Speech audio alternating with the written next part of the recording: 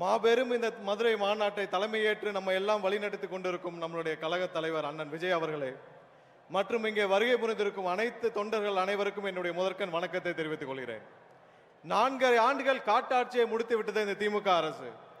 விவசாயிகள் ஆரம்பித்த அரசு ஊழியர்கள் முதல் இன்றைக்கு தூய்மை பணியாளர் வரை அனைவரும் கடுமையாக நேரடியாக பாதிக்கப்பட்டுள்ள இந்த திமுக அரசால், திரு ஸ்டாலின் அவர்கள் தலைமையிலான அரசால் விவசாயிகள் ஒவ்வொரு நொடியும் பாதிக்கப்பட்டார்கள். இன்றைக்கு நேற்று பார்த்திருப்போம் தூய்மை பணியாளர் வரைக்கும் எவ்வளவு பாதிக்கப்பட்டார்கள் என்று.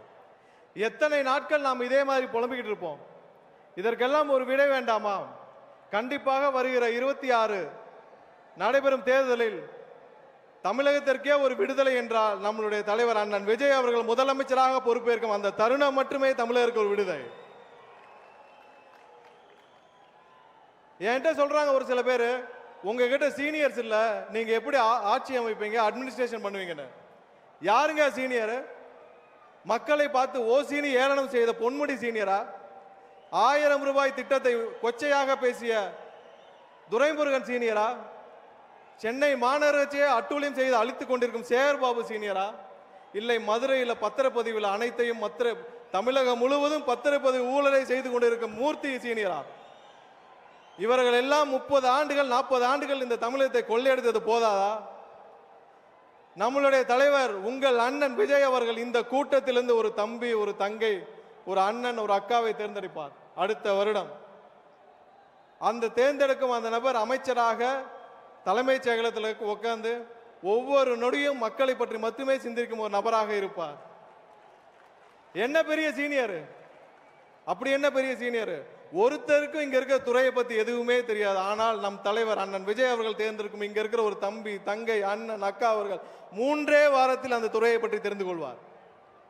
4 வாரத்திலிருந்து என்ன செயல் திட்டம்னு முடிவு பண்ணி டெலிவர் பண்ண ஆரம்பிப்பார். நாட்டை பற்றி சிந்திக்கும் ஒரு நபர் கண்டிப்பாக அமைச்சரவையில் உட்கார வைக்கணும்னா அது அண்ணன் விஜய் அவர்களால் மட்டுமே முடியும். என்னிடம் ஒருவர் கேட்டார், நம்ம ஊர்ல வேலை பார்க்குற ஒரு அக்கா கேட்டுச்சு ஒரு 3 மாசத்துக்கு முன்னாடி, அண்ணா எலெக்ஷன் அப்ப கட்சிக்காரங்கெல்லாம் காசு கொடுப்பாங்க, அதெல்லாம் வாங்கிட்டு விஜய்க்கு ஓட்டு போட்டா அவங்களுக்கு தெரிஞ்சிருமான்னு. அப்பதான் ஒரு விஷயம் எனக்கு புரிஞ்சுது. 3 மாசத்துக்கு முன்னாடியே தமிழகத்துடைய அக்கா மாதிரி தாய்மார் மாதிரி பல பேர் தயாராகிட்டாங்க. ஒரு விஷயம் மக்களே, நீங்கள் யாருக்கு வாக்களிக்க போகிறீர்கள் என்பது உங்களை தவிர வேறு யாருக்கும் தெரியாது.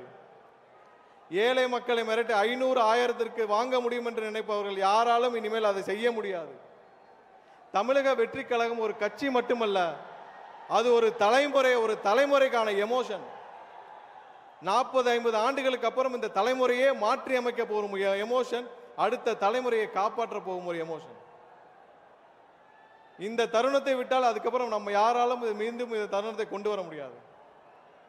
கடைசியாக ஒண்ணே, அடுத்த வருடம் தமிழகம் முழுவதும் வெற்றி பேரணியில் திளைக்கும் பொழுது, தமிழகம் முழுவதும் வெற்றியாக அண்ணன் விஜய் அவர்கள் முதலமைச்சராக பொறுப்பேற்ற பிறகு, அதுதான் உண்மையான தமிழக மக்களுடைய வெற்றி பேரணி. அந்த வெற்றி பேரணியை தமிழகம் முழுவதும் திளைக்கும் பொழுது அந்த வெற்றி மாநாடு இதே மதுரையில் வைக்க வேண்டும் என்று தலைவர் அவர்களிடம் உங்கள் சார்பாக நான் கோரிக்கை வைத்து இந்த வாய்ப்பை வழங்கிய தலைவருக்கும் உங்கள் அண்ணனுக்கும் என்னுடைய நன்றியை தெரிவித்துக் கொண்டு விடைபெறுகிறேன். நன்றி, வணக்கம்.